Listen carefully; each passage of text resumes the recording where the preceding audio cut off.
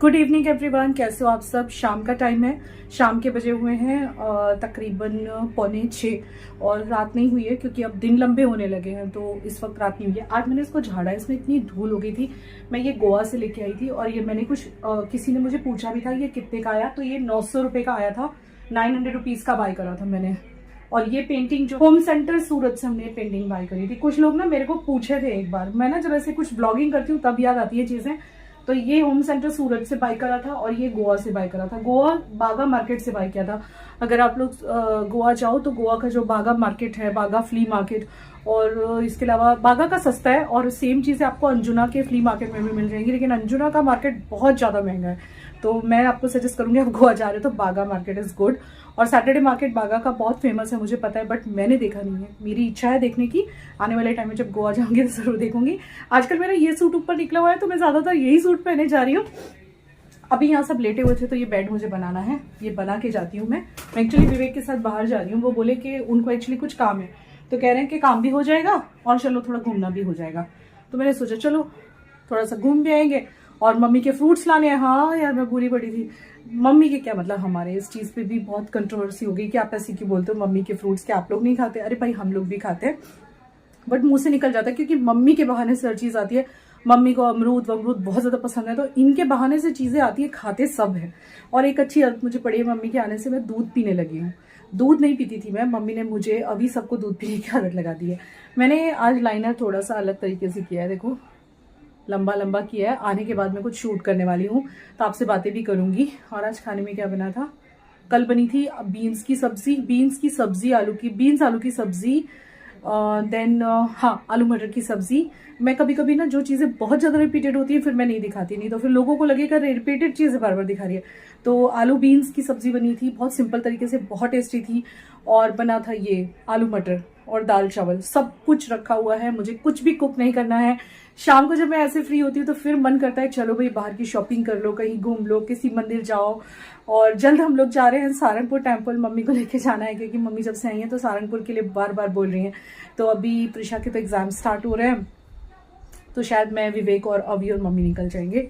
यहाँ पे भाभी रह लेगी प्रिशा के साथ, ऐसे कुछ करेंगे। और कुछ दिन पहले प्रिशा ने नुकसान कर दिया। ये जो वॉच है ना मेरी फॉसिल की, इसका ऊपर का कांच ये गिरा दी, ऊपर का कांच टूट गया है। कैमरा कितना अच्छा, देखो मेरा एक एक बाल कैप्चर कर रहा है, वैक्स नहीं कर पाया हुआ है मैंने। मैं एक और चीज़ मेरी आज मार्केट से, वो सॉरी अमेजन से आई है, वो क्या बोलते हैं उसे, ये जो ऐसे घुमाते हैं बाल निकल जाते हैं ना, उसका क्या कहते हैं, उसको अगारो का आया है।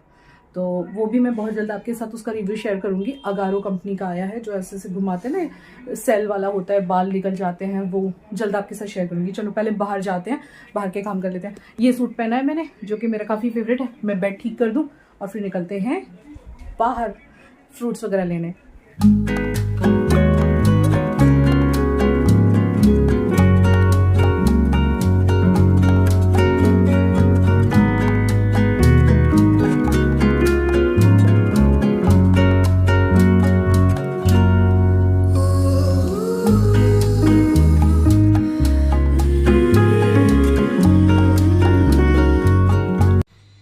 आज हम बात करेंगे एक बहुत ही सेंसिटिव टॉपिक के बारे में, और ये टॉपिक सिर्फ बोलने में सेंसिटिव नहीं है, हमारा वो एरिया है भी बहुत सेंसिटिव। हमारे बॉडी का जो एरिया है ना, बिकनी लाइन, उसके बारे में बात कर रही हूँ।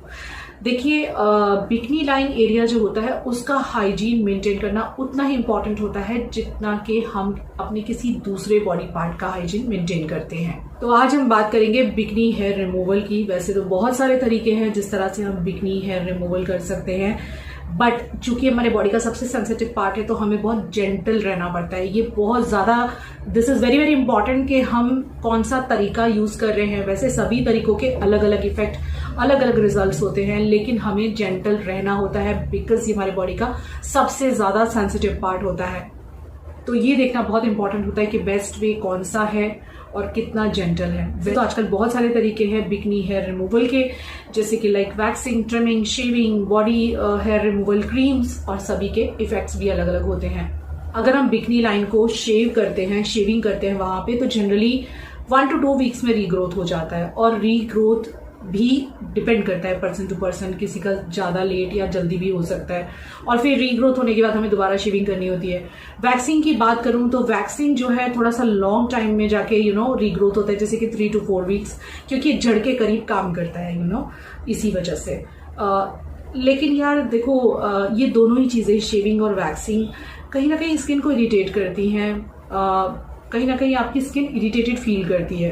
सो वैक्सिंग टाइम टेकिंग होती है और थोड़ा सा पेनफुल तो होता ही है, मतलब आपको थोड़ा सा तो दर्द होता है वैक्सिंग में, और इरिटेटेड स्किन हो जाती है तो यार एक तो इतना सेंसिटिव एरिया, ऊपर से इरिटेशन हो जाती है, एक नाइटमेयर से ये कम नहीं होता है। आजकल की जो लेडीज़ हैं वो कुछ तो वर्किंग होती हैं, कुछ जॉइंट फैमिली में होती हैं, टाइम की कमी के कारण वैक्सिंग वगैरह पॉसिबल नहीं होता, टाइम नहीं मिलता, पेनफुल होता है।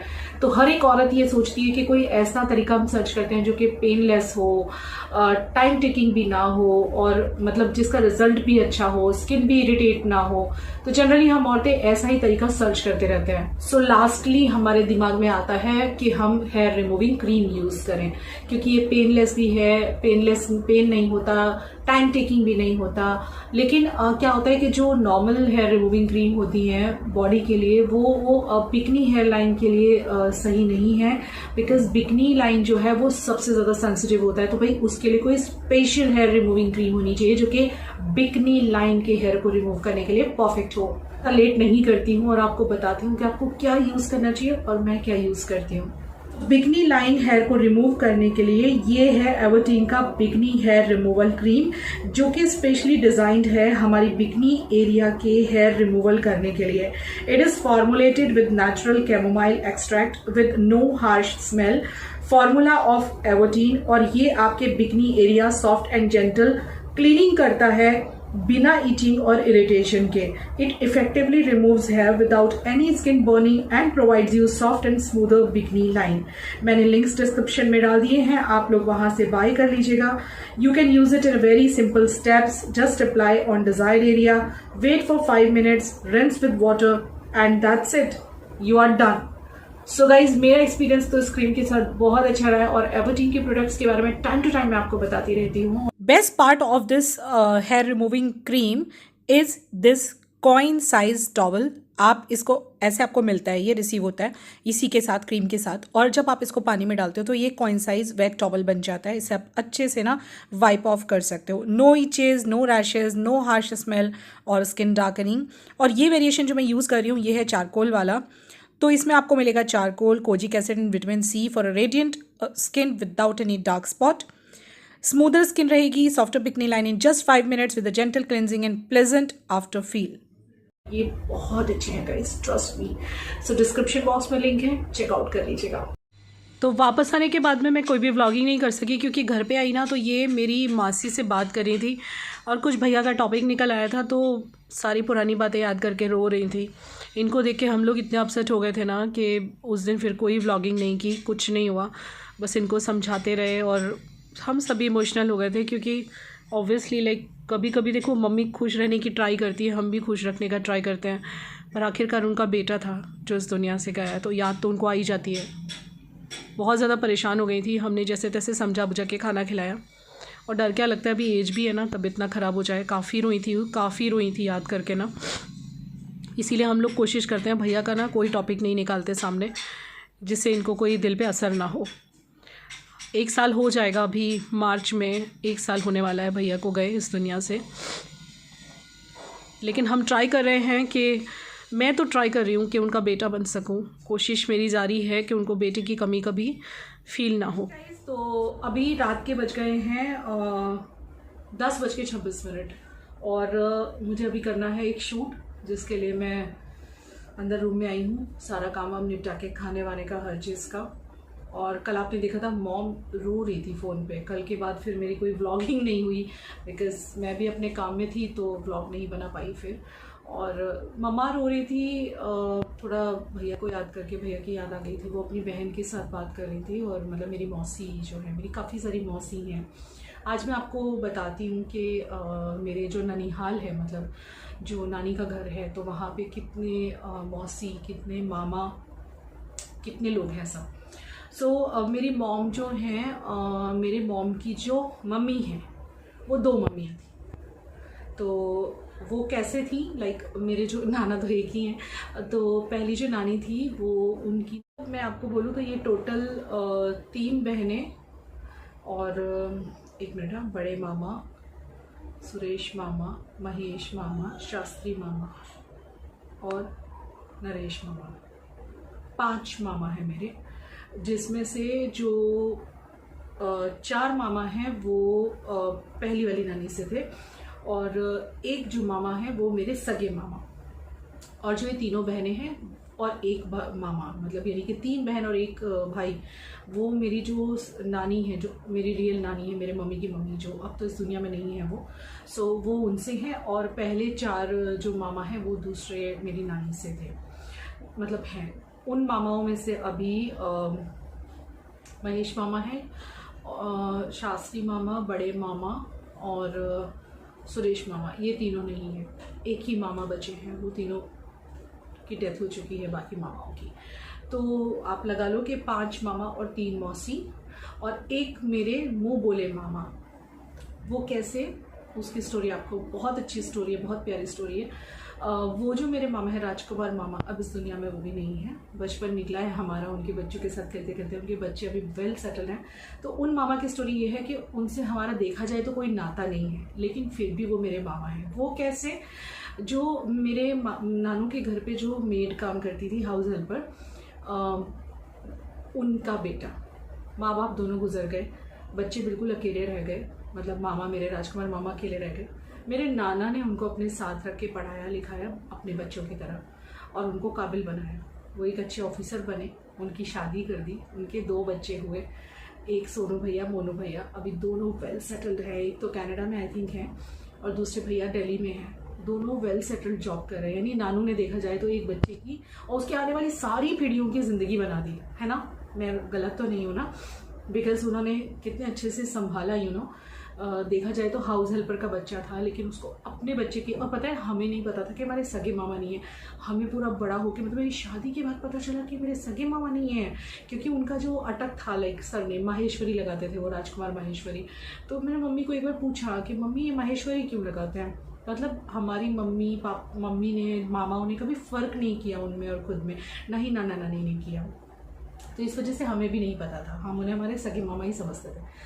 तो एक देखा जाए तो लाइक, यू नो, उन्होंने उनकी पीढ़ी सुधार दी मेरे नाना जी ने, कि उनको अच्छे से पढ़ाया लिखाया, और वो आज, मतलब अब तो इस दुनिया में नहीं है, लास्ट ईयर ही उनकी डेथ हुई है। उनके बच्चे काबिल हो गए, सबकी शादियाँ हो गई, सबके बच्चे भी हो गए हैं। कभी किसी शादी में मिलेंगे तो ज़रूर मिलवाऊंगी। भाई की डेथ पे छोटे वाला मोनू भैया आए थे, सोनू भैया तो बाहर है कनाडा में, कनाडा है या अमेरिका है पता नहीं, और मोनू आया था। मोनू के साथ मेरा बचपन निकला है खेलते खेलते, सोनू मोनू भैया के साथ। और मतलब क्या ही बोलूँ, ये है मेरे ननिहाल का। और मेरे नाना जी, जब मैं छोटी सी थी, आई थिंक रही होंगी मैं 5th क्लास में, 4th-5th क्लास में, थोड़ा सा मुझे याद है, हम लोग गर्मियों की छुट्टियों में गए हुए थे नानू के घर, और तभी उनकी डेथ हुई थी, हमारे सामने ही हुई थी, मुझे वो सब याद है। और नानी मेरी अभी कुछ 10-11 साल पहले नानी की डेथ हुई है। और 4 मामा जो पहली नानी से थे, वो उसमें से एक मामा भी हैं, बाकी सबकी डेथ हो चुकी है। एक मेरे जो सबसे बड़े मामा हैं मेरे, वो मुंबई में नेवी में थे, जिनकी डेथ हो चुकी है। उनकी फैमिली यानी मेरी मामी, उनके बच्चे आज भी मुंबई में रहते हैं। दूसरे सेकंड नंबर के जो मामा थे, उन्होंने संन्यास ले लिया था, उनकी भी किसी वजह से डेथ हो गई थी।